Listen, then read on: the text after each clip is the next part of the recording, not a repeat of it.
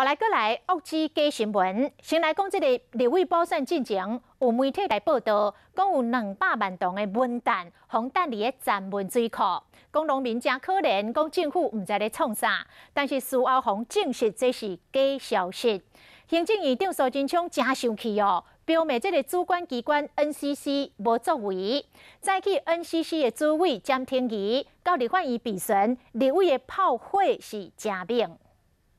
觉得自己有做事吗？我想这个外界来评断哈，我们每个礼拜的委员会大概都有相关的工作在推动。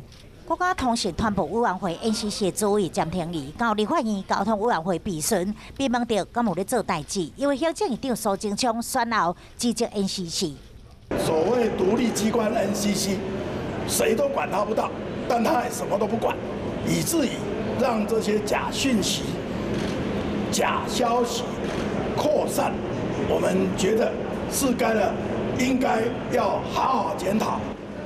苏贞昌对独立机关 NCC 动怒，因为拢是文旦假号的。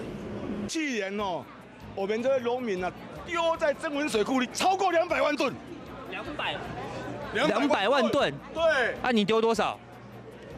放在那里让它烂啊，在田里啊。伫选前媒体报道200万吨的文旦，但伫个站文水库，也佮讲农民无得到灾害补助。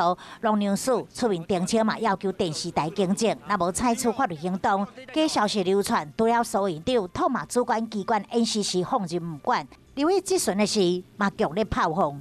这个舆论大家也说啊，他就是不下架。好，你说你有处理，主委，我们大家都知道。